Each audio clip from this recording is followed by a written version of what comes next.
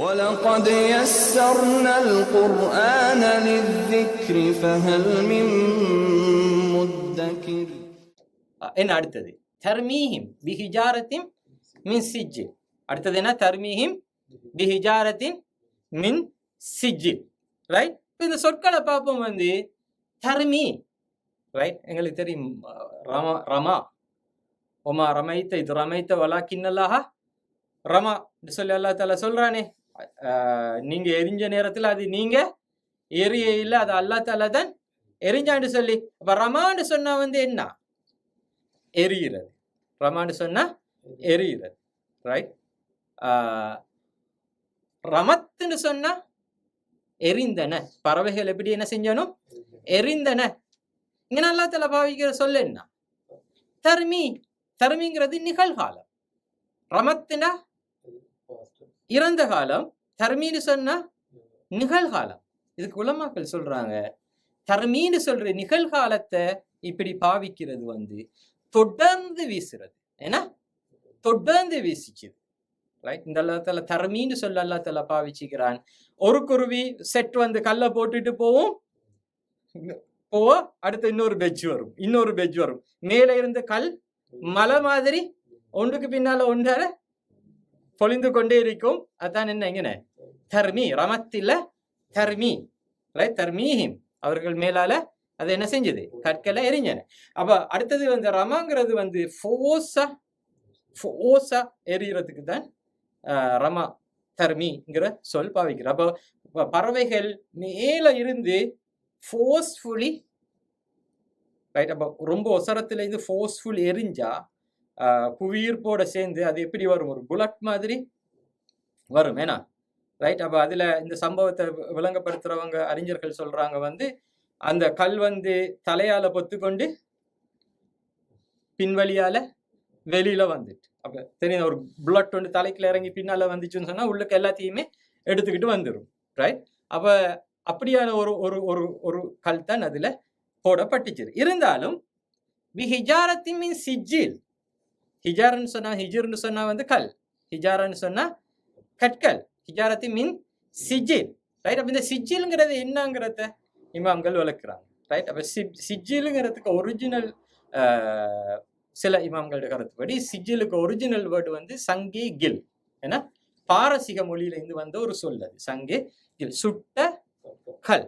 அப்போ ஒரு சூரியனால சுடப்பட்ட கற்கள்னு சொல்லி இமாம்கள் சொல்றாங்க. இப்போ உதாரணத்துக்கு இப்போ மழை பேஞ்சி தரை நல்லா காஞ்சிட்டுன்னு சொன்னா, அந்த காஞ்ச உடனே அதுல என்ன செய்யும்? அந்த வெடிப்புகள் வரும் இல்லையா? வெடிக்கும் போது உள்ளுக்கு அந்த சின்ன களிமண்ணால அந்த கற்கள் இருக்குமே, நாங்க எடுத்து இப்படி அமர்த்தினா தூளாகுமே, அந்த கற்கள் தான் என்ன? சிஜ்ஜி. ரொம்ப அல்லா தாலா ரொம்ப பெரிய புல்லட் எல்லாம் அதுக்கிட்ட கொடுத்து அனுப்பவே இல்லை. ரொம்ப சிம்பிளான சாமானை கொண்டு போய்த்து வீசிட்டு வாங்கன்னு சொல்லி தர்மீஹிம் பிஹிஜாரத்தின் மின் சிஜ்ஜி.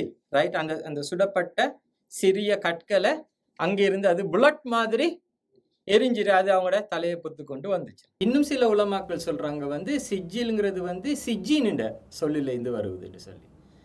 சிஜ்ஜின்னு சொன்னா பாவிகளோட பேர் பதியப்பட்ட புத்தகம், நரகவாதிகளுடைய பேர் பதியப்பட்ட புத்தகத்துக்கு தான் சொல்றது சிஜ்ஜின்னு சொல்லி. அரபிக் லாங்குவேஜில் ஒரு ரூல் ஒன்று இருக்குது. எப்போ ரெண்டு சொற்கள் கிட்டத்தட்ட ஒரே மாதிரி உச்சரிப்பை கொள்ளுதோ, ரெண்டு வேறுபட்ட சொற்கள் ஒரே மாதிரியான உச்சரிப்பை கொள்ளுதோ, அந்த ரெண்டு சொல்லுடைய அர்த்தமும் மிக க்ளோஸாக, மிக நெருக்கமாக இருக்குங்கிறது அரபிக் லாங்குவேஜில் ஒரு ரூல். இப்போ அந்த வகையில் சிஜ்ஜீன், சிஜ்ஜீல், இந்த ரெண்டு சொல்லுமே மிகவும் நெருக்கமாக, உச்சரிப்பில் மிகவும் நெருக்கமாக இருக்கிறதால சில இமாம்கள் சொல்றாங்க இந்த கொண்டு வரப்பட்ட ஒவ்வொரு கற்களும் அவங்களுடைய இந்த பாவிகளுடைய பெயர்கள் பதியப்பட்டு நரகத்திலிருந்து இந்த கல் எடுத்து வரப்பட்டு இந்த ஆபிரகாம் படையில் உள்ள ஒவ்வொருத்தண்ட பெயரும் அதில் எழுதப்பட்டு அந்த கற்கள் கொண்டு வரப்பட்டு போடப்பட்டதுன்னு சொல்லி சில இமாம்கள் சிஜ்ஜிலுக்கு விளக்கம் சொல்லுறாங்க. ரைட்? இது இல்லாம இமாம்களோட கருத்துப்படி இந்த இந்த இந்த சந்தர்ப்பத்தில் அவங்களுக்கு ஒரு பிளேக் உண்டு, ஒரு வைரஸ் நோய் உண்டும் வருது. அவங்க கொல்லப்பட்டது 100% கல்லால இல்லை, அவங்களுக்கு ஏற்பட்ட வைரஸ். இந்த வைரஸ் தான் உண்மையில பறவைகள் என்று சொல்லி விளங்கப்படுத்துகிற முஃபஸ்ஸிரீன்களும் இருக்கிறாங்க. இந்த வைரஸ் தான் அவங்கள உண்மையில கல் கொண்டு வந்து அது போட இல்லை, அது வைரஸ் தான் பறவைகள் என்று சொல்லி இங்கே விளங்கப்படுத்துறவங்களும் இருக்கிறாங்க. எப்படி அவங்களுக்கு ஒரு வைரஸ் வந்து அங்கே எஃபெக்ட் பண்ணுது, ரைட்? அப்போ அந்த இந்த கல்லடிக்கு மேலால அவங்க வைரஸாலேயும் பாதிக்கப்படுறாங்க. இப்ப இதுக்கு வந்து இமாம் அபு ஹனிஃபாவும் இன்னும் சில சஹாபாக்களும் இப்படி ஒரு கிராத் ஒன்று இருக்குதுன்னு சொல்லி சொல்லுறாங்க. It's very interesting. நாங்க தெரிஞ்சுக்கொள்ற என்னெல்லாம் எர்மீஹிம், தர்மீஹிம் இல்ல எர்மீஹிம் பிஹிஜாரத்தின் மின் சிஜில் அலம் தர கைஃப ஃபஅல ரப்புக், உங்களோட ரப்பு செஞ்சான், யஜால் கைதஹும், அவங்களுடைய சதிய அவன் ஃபீ ததலீல் வீணாக்கினான், அர்சல அலைஹிம் தைரன் அபாபில், அவர்களுக்கு மேல பறவைகளை அனுப்பினான். இது அவளும் செஞ்சது யாரு? அல்லாஹ் தஆலா. யர்மீஹிம், அவன் தான் என்ன செஞ்சான்? கல்லையும் எரிஞ்சான்னு சொல்லி ஒரு கிராத்திக்கிறதாக இமாம் அபு ஹனிஃபாவும் இன்னும் பல இமாம்களும் சொல்றத பார்க்கலாம்.